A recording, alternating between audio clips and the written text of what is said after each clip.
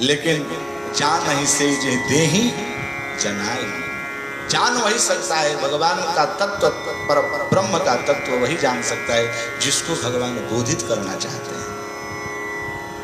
नहीं तो तुलसीदास जी तुलसी तुलसी सब कहे, तुलसी जंगल के घास। और भाई कृपा जब राम की तो बन गए तुलसीदास। तुलसीदास को कौन जानता था? भिखारी जैसे इधर उधर मांग करके खाते थे, आपको पता है, क्योंकि तुलसीदास जी की माँ भी मरी गई थी, उनके पिता भी मर गए थे। माँ अन्नपूर्णा उनको भिक्षा भोजन कराती थी, ऐसा वर्णन आता है। तो किसकी कृपा है? भगवान की कृपा है। हम लोग भगवान की कृपा समझ नहीं पाते हैं। बाबूजी देखिए, भगवान की कृपा कब समझेंगे कि हमारे ऊपर भगवान की कृपा है? ये प्रश्न है बहुत बढ़िया, कि कब हम जाने कि हमारे ऊपर भगवान की कृपा है। बहुत लोग कहते हैं भगवान के, आप लोग देखते होंगे बाबूजी, बहुत लोग भगवान को गाली भी देने लगते हैं। थोड़ा सा दुख नहीं हमारे ऊपर आया कि हे भगवान, हे विधाता, हमारे ऊपर ही इतना दुख क्यों दे रहे हो? कई प्रकार के गाली देने लगते हैं, अभद्र टिप्पणी करने लगते हैं भगवान के ऊपर। हमारे ऊपर तो कृपा ही नहीं हो रही है। ज्योतिष के पास जाते हैं, आचार्यों के पास जाते हैं, संत महात्माओं के पास जाते हैं, कहते हैं महाराज बड़ी कृपा हो जाती जब भगवान की कृपा हमारे ऊपर हो जाती। हमारे ऊपर तो न आपकी कृपा हो रही है, न भगवान की कृपा हो रही है। उनसे केवल पूछा जाए कि कृपा की परिभाषा क्या है? कृपा कहते किसे हैं? क्या सुखी हो जाना ही कृपा है? बहुत बड़ा धनाढ्य साम्राज्य हो जाना ही क्या कृपा है भगवान की? महाराज दुर्योधन के पास भी बहुत धन था। दुर्योधन के पास बहुत धन था, क्योंकि संपूर्ण हस्तिनापुर उसका ही तो था। उसने तो पहले ही कह दिया था भैया कि सुचस्याग्राप्य न दास्यामि बिना युद्धे न केशव। हे केशव, मैं एक सुई के नोक का जो अग्रभाग है उतना भी भूमि मैं नहीं दूंगा बिना युद्ध के। तो महाराज दुर्योधन के पास भी तो बहुत धन था। और यदि पुत्र से यदि प्रसन्नता हो जाती, पुत्र से भगवान की कृपा हो जाती, तो धृतराष्ट्र के तो 100 पुत्र थे। और रावण के तो महाराज आपको पता ही था कि 1 लाख नाती कैसे है, 1 लाख पुत्र तो 1.25 लाख नाती, और जिनके घर में दिया न बाती, ऐसे लोग कहावत कहते हैं। तो रावण के पास भी तो पुत्र थे, पौत्र थे। क्या भगवान की कृपा थी? तो पुत्र हो जाना, धन हो जाना, नाना प्रकार के ऐश्वर्यों का समन्वित हो जाना, ये कोई कृपा नहीं है। महाराज वही कृपा को पाने के लिए माँ भगवती, अभी आएगा वर्णन, वही कृपा को पाने के लिए सबरी के पास क्या था? सबरी के पास कुछ था क्या? सबरी तो एक कुटिया में अपने गुरु के आदेश का शिरोधार्य करके भगवान श्री राम की प्रतीक्षा करते थे। ना उसके खाने के लिए कुछ था, न रहने के लिए कुछ था, न पहनने के लिए कुछ था, केवल मात्र भगवान की प्रतीक्षा करते थे। लेकिन भगवान उसको दर्शन दिए, भगवान उसके दर्शन के लिए गए हैं उसके पास। अब इससे बड़ी कृपा होगी? कृपा की परिभाषा यही है। आहा, द्रौपदी जी कहते हैं, कुंती कहते हैं कि विपदः सन्तु न शश्वत् तत्र तत्र जगत गुरो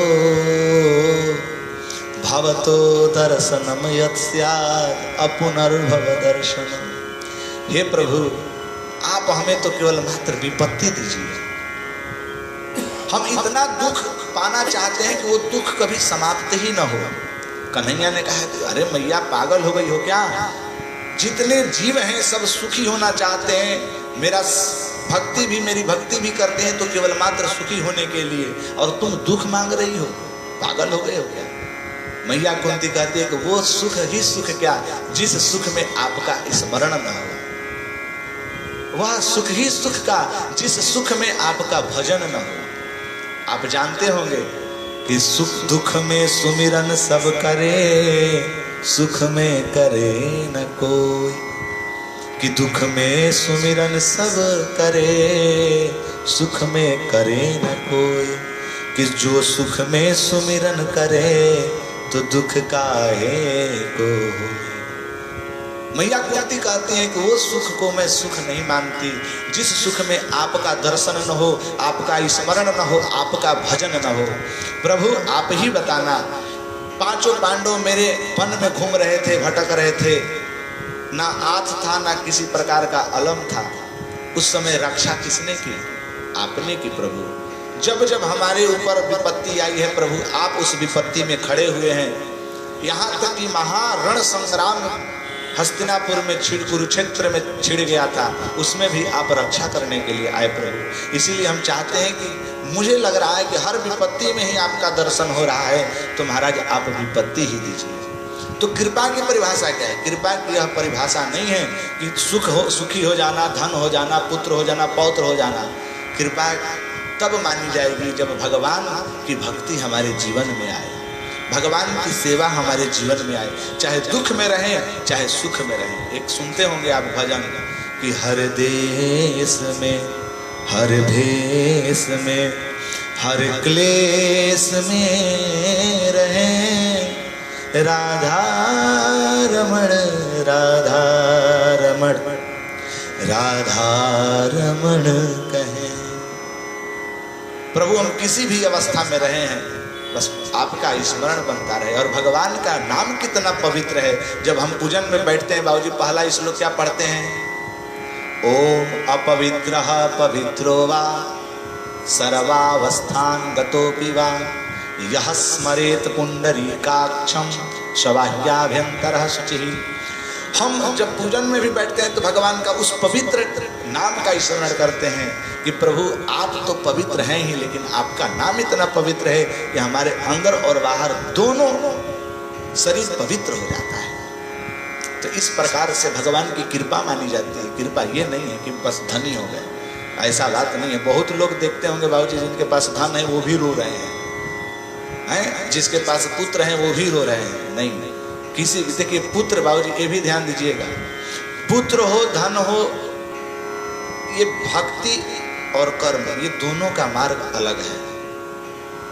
बहुत से लोग ऐसे मिलेंगे जो 24 घंटा भजन करते हैं लेकिन उनके घर में खाने के लिए नहीं है।